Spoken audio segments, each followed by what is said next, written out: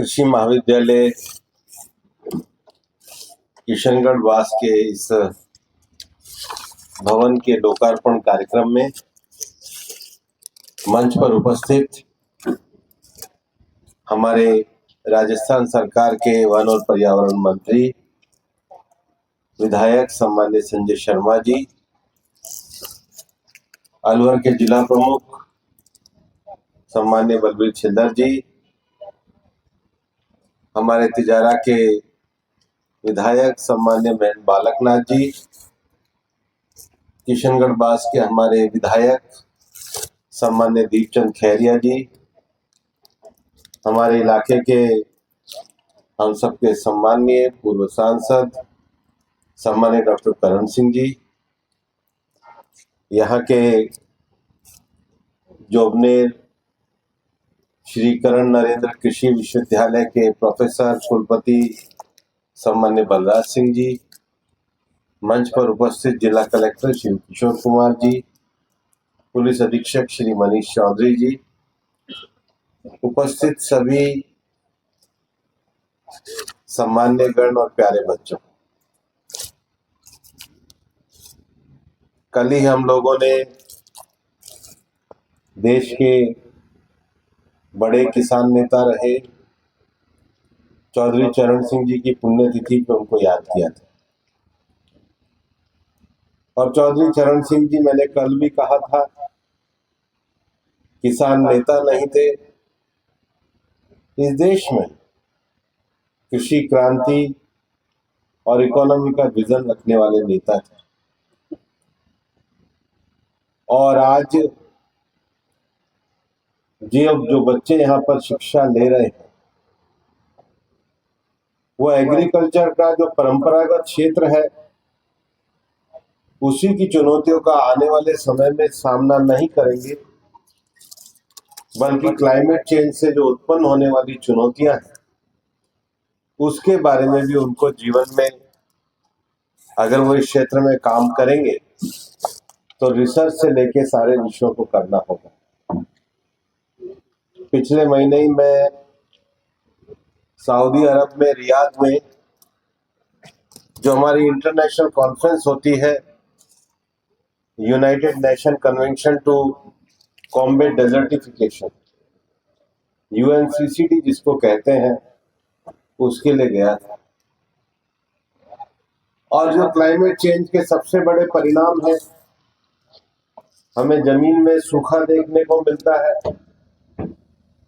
जमीन का soil erosion लगातार होता है, लॉस ऑफ बायोडाइवर्सिटी होती है, वाटर रिसोर्सेज में जमीन का मॉइस्चर कम होता है। आज के समय में हम सबसे ज्यादा डार्क जोन की समस्या पूरे देश में देख रहे हैं। ये सब भविष्य की ऐसी संभावनाएं हैं जिसकी चुनौती कृषि क्षेत्र को भी झेलनी पड़ती है। मैं जानता हूं यहाँ पर बैठने वाले और पढ़ने वाले बच्चों में से शायद ही कोई मन में ये भावना रखता होगा कि मैं किसान बनूंगा। पढ़ तो आप एग्रीकल्चर ही रहे हो, लेकिन आपका क्षेत्र कृषि नहीं बनने वाला। अगर बने तो स्वागत का विषय है, पर यह बहुत बड़ा विरोधाभास भी है। कृषि क्षेत्र की जो सबसे बड़ी चुनौती है वो सॉइल इरोजन से लेकर के लॉस ऑफ बायोडाइवर्सिटी से लेकर वाटर रिसोर्स की समस्या तो है, लेकिन कृषि क्षेत्र की सबसे बड़ी चुनौती lack of capital, labour and inputs. ये हमारे कृषि क्षेत्र में हम बीज के क्षेत्र में उन्नति ला सकते हैं, बाकी चीजों में उन्नति ला सकते हैं, लेकिन इसमें निवेश की संभावनाओं को कैसे बढ़ाएं? जब तक हम निवेश की संभावनाओं को नहीं बढ़ाएंगे तब तक हम उसमें उत्कृष्ट रोजगार के लिए भी चुनौतियों को देखेंगे। VC साहब बता रहे थे और उन्होंने प्रोटेक्टेड क्लस्टर की बात करी, और कृषि क्षेत्र में भी हमारे देश में नहीं दुनिया के देशों में AI को लेकर के आर्टिफिशियल इंटेलिजेंस को लेकर के नई टेक्नोलॉजी, जो एडवांस टेक्नोलॉजी है कृषि क्षेत्र में, रोबोट्स को लेकर के। दूसरा जो है, जब आप फसल को बोते हो तो उसके टेम्परेचर को, उसके मॉइस्चर्स की सेंसर्स के लिए नई टेक्नोलॉजी इजाद हुई है, एरियल इमेजेस और जीपीएस टेक्नोलॉजी। ये दुनिया में कृषि क्षेत्र में जहां पर उत्पादन बढ़ रहा है, क्योंकि सीड को लेकर लगातार हमारे कुछ मित्रों के साथ हमारी बात हो रही है, और इस समय खासकर लैटिन अमेरिकी देशों में, ब्राजील से लेकर के सब देशों में नए प्रयोगों को लेकर वो लोग इस बात को की कोशिश कर रहे हैं कि एग्रीकल्चर सेक्टर प्रॉफिटेबल भी हो, एग्रीकल्चर सेक्टर में निवेश सेफ भी हो, एफिशिएंट भी हो और एनवायरनमेंट फ्रेंडली भी। हमें केवल कृषि क्षेत्र में केवल कुछ एकेडमिक रिसर्च नहीं करना है। एकेडमिक रिसर्च के साथ साथ अगर भविष्य के लिए हम एग्रीकल्चर सेक्टर को खड़ा करना चाहते हैं तो इसको प्रॉफिटेबल बनाने के लिए, सेफ बनाने के लिए, एनवायरनमेंट फ्रेंडली बनाने के लिए और एफिशिएंट बनाने के लिए भी काम करना हो। हम सब जानते हैं कि क्लाइमेट चेंज के कारण जो एग्रीकल्चर साइकिल है उसमें पूरी दुनिया में बहुत परिवर्तन आया है, और इसलिए प्रधानमंत्री नरेंद्र मोदी जी के नेतृत्व में देश का जो किसान एक लगातार परंपरागत खेती में अपने व्यवसाय को अपनाता है। और ऐसा नहीं है कि परंपरागत खेती में हमने बीजों की रक्षा नहीं करी है। अकेले उत्तराखंड में हमने राजमा के लगभग 100 से ज्यादा वैरायटी बीजों को देखा है। छत्तीसगढ़ का क्षेत्र जो हमारा चावल का कटोरा कहा जाता है, वहां पर हमने चावल की अनेक बीजों को देखा है। और आज तो उड़ीसा और कुछ क्षेत्रों में जो काला चावल मिलता है उसकी डिमांड बहुत ज्यादा है। तो जो हमारे जो कृषि के जो उत्पाद हैं, जो परंपरागत खेती से आते हैं, उनमें जो पौष्टिकता है, आज जब हम यहाँ पर दिशा का रिव्यू ले रहे थे तो ये तो लग रहा था कि सब्जी का उत्पादन ज्यादा हो रहा है, पर यूरिया के ज्यादा उपयोग के कारण कैंसर भी उसका उतना ही ज्यादा हो रहा है। और इससे हम कोई नई पीढ़ी बच जाएगी ऐसा नहीं होगा, हम सब लोग वही खाएंगे। और इसलिए कृषि क्षेत्र में परंपरागत कृषि जो है, पौष्टिक जो हम अनाज का उत्पादन करते हैं, उसको बचाने के लिए भी सरकार ने परंपरागत कृषि विकास के लिए, नेचुरल खेती के लिए एक अलग से योजना शुरू करी। कृषि क्षेत्र को सेफ बनाने के लिए भारत सरकार ने फसल बीमा योजना शुरू करी है, और वहीं किसानों की निश्चितता को बनाए रखने के लिए किसान सम्मान निधि जैसा भी प्रोग्राम शुरू किया है। मैं आपकी लैब को देख रहा था, जो लैब में नए पोस्टर वगैरह लगा रखे हैं, वो वास्तव में आने वाले समय की जरूरत है कि हम सॉइल की हेल्थ को पहचानने का काम करें। और आप भी एग्रीकल्चर सेक्टर में लैब में सॉइल हेल्थ को लेकर के, उसको लेकर के आपको लेसन मिलने वाले हैं। लेकिन आने वाले समय में माइक्रो इरिगेशन का भी, पर क्रॉप पर ड्रॉप का जो विषय सरकार का चलता है, क्योंकि पानी की कमी होने के कारण कम पानी में ज्यादा खेती, ज्यादा उत्पादन किस प्रकार से हो सकता है।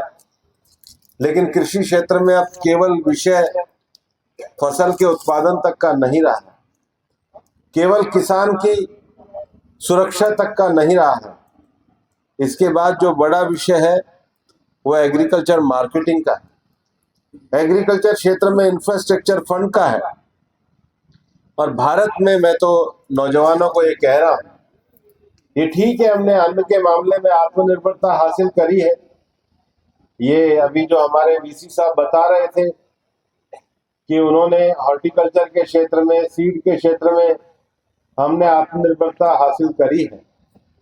लेकिन भारत के विकास में हमारे सामने अभी भी जो बड़ी चुनौती है वो खाद्यान्न तेलों का जो उत्पादन है, वो सबसे बड़ी चुनौती है। इंपोर्ट जो हम करते हैं, हम लोग केवल खाद्य तेलों का जो इंपोर्ट दुनिया के देशों से करते हैं वो 1,40,000 करोड़ रुपए का करते हैं। शायद राजस्थान सरकार का बजट भी उतना नहीं। एक राज्य के बजट से ज्यादा, जबकि हमारा तो सरसों का इलाका है, सरसों, मूंगफली, सूरजमुखी खूब उगाने के बाद भी। और ये प्रधानमंत्री नरेंद्र मोदी जी का बहुत बड़ा विजन है। उनका विजन ये है कि एडिबल ऑयल को लेकर के हमने एक नेशनल मिशन को शुरू किया है। और मैं तो ये कहना चाहता हूं कि ये धरती तो, यहाँ पे तो हम लगातार सरसों का उत्पादन करते ही रहे हैं। अगर इस कृषि महाविद्यालय से निकलने वाले 2-4 ऐसे भी बच्चे होंगे जो इस क्षेत्र में बड़ा साइंटिफिक काम करेंगे, और जितना जल्दी हम देश को खाद्य तेलों में आत्मनिर्भर करने का काम करेंगे, उतना जल्दी ही हमारे देश के विकास को हम नया आयाम लगाने का काम करेंगे। और उसके साथ ही साथ सरकार इस बात पे पूरा ध्यान दे रही है। बड़े लंबे समय के बाद हम कोऑपरेटिव सेक्टर में जो नए रिफॉर्म लेकर के आए हैं कि कृषि क्षेत्र में भंडारण की भी सुविधा होनी चाहिए। ये आने वाले समय की चुनौतियां और विषय तो जरूरी है। मुझे अच्छा लगा है कि आपके इस कृषि महाविद्यालय ने न केवल मेरे लोकसभा क्षेत्र में खैरतल में महाविद्यालय प्रारंभ किया है, मेरे लिए तो दोहरी खुशी का अवसर है कि अब दूसरा महाविद्यालय की बिल्डिंग, हाँ, नौगांवा में जो हमारा कृषि विकास केंद्र है वहां भी आप शुरू करने जा रहे हैं। तो आपको बहुत बहुत बधाई और आपका बहुत बहुत अभिनंदन भी मैं करता हूँ।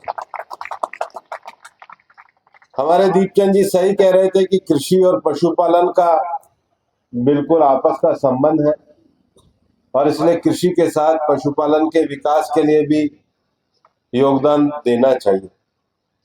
मैं इस अवसर पर यह कहना चाहता हूं कि दोनों महाविद्यालयों में कुछ विषय हैं जिसमें रोड का विषय है, उसके साथ ही साथ सोलर पावर सिस्टम का विषय है, और एक बायोडायवर्सिटी और पॉलिनेटर गार्डन का जो विषय है, मैं निश्चित रूप से इसको पूरा कराने का काम करूंगा। मैं यहाँ पढ़ने वाले जो बच्चे हैं उनको शुभकामनाएं देता हूं। इस कैंपस को हरा भरा रखना ये आप लोगों की जिम्मेदारी है। माननीय प्रधानमंत्री नरेंद्र मोदी जी के आह्वान पर हम पूरे देश में एक अभियान चलाते हैं, एक पेड़ माँ के नाम। एक पेड़ माँ के नाम का अभियान का अर्थ ये है कि हम इस धरती पर अगर मनुष्य के रूप में हैं तो हमारे पे 2 लोगों का बड़ा एहसान है। एक हमारी माँ का जिसने हमें जन्म दिया, और दूसरा धरती माँ का जो हमें हमारा पालन पोषण कर रही है। आप बहुत कुछ बना सकते हैं, बहुत कुछ बन सकते हैं, लेकिन आप बड़ी से बड़ी कार भी खरीदेंगे तो वो ऑक्सीजन नहीं देगी, वो कार्बन डाइऑक्साइड ही देगी। आप खूब एसी चलाएंगे तो वो भी ऑक्सीजन नहीं देगी। आप कितना ही बड़ा मकान बना लेंगे वो भी खाने के लिए कुछ नहीं देगा, खर्चे के लिए आपको जरूर बिल पकड़ाएगा। लेकिन एक पेड़ ऐसा है, अगर पेड़ को आप लगाते हैं तो लंबे समय तक ऑक्सीजन भी देता है, आपको ही खाने को नहीं देता है, पक्षियों तक को खाने के लिए वो साधन और सामान उपलब्ध कराता है। इसलिए जीवन में एक पेड़ अपनी माँ के नाम पे जरूर लगाइए। ये अपनी माँ के लिए और धरती माँ के लिए सबसे बड़ा योगदान। और इसलिए मैं तो ये कहूँगा, वीसी साहब, आपके पास जगह हो तो जो बच्चा फर्स्ट ईयर में आए वो एक पेड़ लगाए, और पेड़ को अपनी कॉलेज में याद के रूप में छोड़ के जाए। जब भी कॉलेज में आए तो अपने पेड़ को जरूर दें। एक पेड़ माँ के नाम अभियान से जरूर जुड़िए, अच्छे विद्यार्थी बनिए। मैं जान रहा हूँ कुछ बच्चे हंस रहे हैं, लेकिन जो हंसता है वो बाद में जीवन में फंसता है। जो गंभीर नहीं होता, मैंने बहुत देखे जीवन में, ये हमने तो छात्र राजनीति करी है, जिसने जीवन को गंभीरता से नहीं लिया, जीवन भी उसको गंभीर नहीं लेता। कुछ चीजें गंभीरता में होती है, मन में उतारने के लिए होती है। एक पेड़ मन माँ के नाम, इसको गंभीरता से उतारिए और अपने जीवन को आगे बढ़ाइए। बहुत बहुत आपके प्रेरक शब्दों